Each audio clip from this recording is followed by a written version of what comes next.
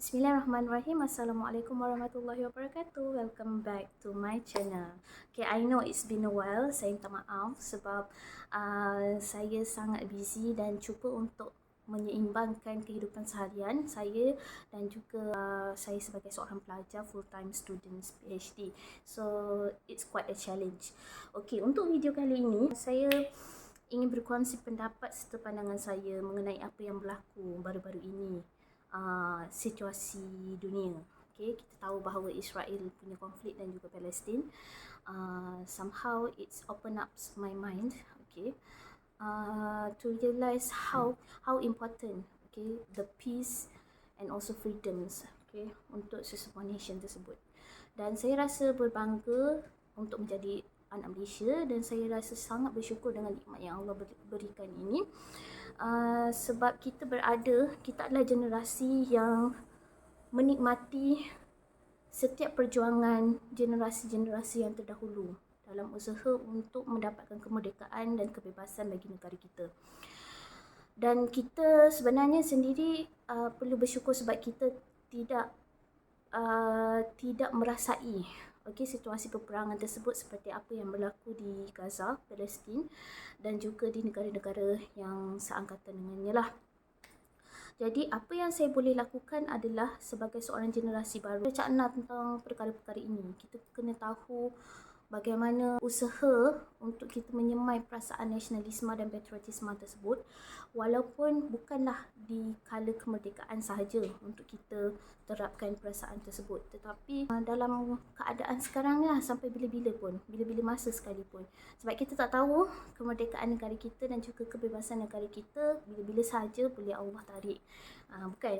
Jadi usaha saya pada hari ini adalah untuk mengajak anda untuk menyelami dan juga memahami apakah yang berada di sebalik dunia peperangan tersebut lah.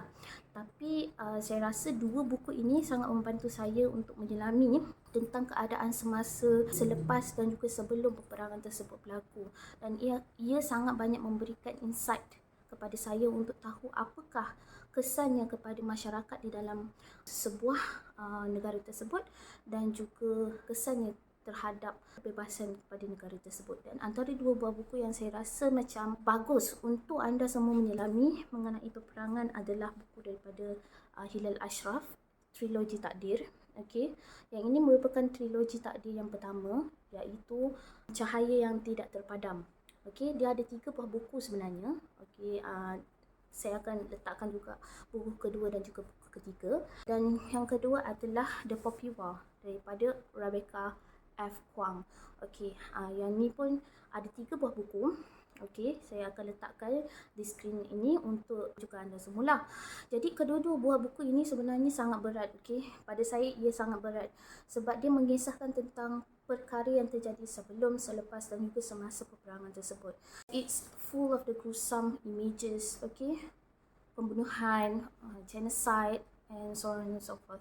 So saya rasa macam ia mengambil masa juga untuk saya menghabiskan kedua-dua buku ini dalam tahun ini juga. Trilogi Takdir ini menceritakan tentang perjuangan Angkasa Sakti dalam usaha untuk membebaskan negara-negara Islam daripada cengkraman Sang Ashura. Sang Ashura ini sangat bencikan agama Islam. Jadi dia cuba sedaya upaya untuk menghapuskan agama Islam daripada muka bumi ini. So elemen yang diterapkan adalah fantasi, tetapi buku ini penuh dengan actions, full of actions, dan juga penuh dengan pengajaran daripada segi ayat Al-Quran, daripada segi hadis dan juga daripada segi nilai-nilai murni yang perlu untuk kita ambil sewaktu peperangan tersebut berlaku. Walaupun cerita ini adalah cerita fictions, tapi saya rasa ianya sangat-sangat memberi kesan kepada saya bila saya membacanya. Sebab saya rasa macam peperangan itu merupakan sesuatu yang sepatutnya untuk kita elakkan. Saya rasa bila saya cuba untuk menghabiskan ketiga-tiga buah buku ini, saya rasa sangat-sangat bersyukur sebab banyak sebenarnya yang saya boleh belajar, dan saya rasa terkejut sebab ini yang berlaku dalam keadaan peperangan. Bagi saya macam kita tak akan rasa cukup dengan hanya melihat apa yang berlaku di sosial media, di kaca TV, di media saja. melalui pembacaan juga sebenarnya ia akan lebih memahamkan kita tentang perasaan orang yang berada di dalam situasi tersebut. Dan ya, buku ini sangat memberikan impact yang tinggi pada saya lah. Okey, yang kedua adalah The Poppy War. The Poppy War ini macam yang saya cakap tadi, dia ada 3 buah buku. Okey, The Poppy War ini adalah menceritakan tentang Rin yang merupakan seorang outcast di selatan nation dia lah. Saya pun tak ingat lah. Okey, ketiga-tiga buah buku ini menceritakan tentang usaha Rin dan juga rakan-rakannya untuk membebaskan empire mereka ni daripada dijajah oleh Mungenis dan juga Hesperia. So dua-dua kerajaan yang saya sebutkan tadi, Mungenis dan juga Hesperia, merupakan penjajah kepada nation mereka. Dan kita dapat lihat menerusi ketiga-tiga buah buku ini bagaimana keadaan penjajah, bagaimana mereka mengkolonialisasikan tanah jajahan mereka dengan sangat-sangat kejam. Dengan sangat kejam. Dan saya nak bagi trigger warning sikit, menerusi ketiga-tiga buah buku ini. R.F. Kuang berjaya untuk mengekspreskan perbuatan-perbuatan peperangan yang kita rasa macam wow, it is not acceptable, dalam bentuk tulisan. Dan bila saya baca ketiga buah buku ni, saya memang menangis. Sebab saya memang tak sangka sebenarnya ada juga manusia dalam peperangan tersebut sanggup untuk melakukan perkara-perkara yang terkutuklah seperti itu. Persamaan antara kedua-dua buah buku ini, kedua-duanya adalah dalam genre fiction, fiksi. Walaupun it is a fiction, tapi it gives a real connections to what happens nowadays. Persamaan keduanya adalah daripada segi elemen fantasi lah. Elemen fantasi yang diterapkan di dalam buku Takdir Satu adalah angkasa sakti mempunyai kuasa. Pejuang-pejuangnya mempunyai kuasa sakti lah. Sang Ashura ada, angkasa sakti ada. So it is a battle between the power and power to declare who is winning. Begitu juga dengan The Poppy War. The Poppy War juga menceritakan tentang bagaimana sekumpulan pejuang rakan-rakan Rin tersebut mempunyai kuasa.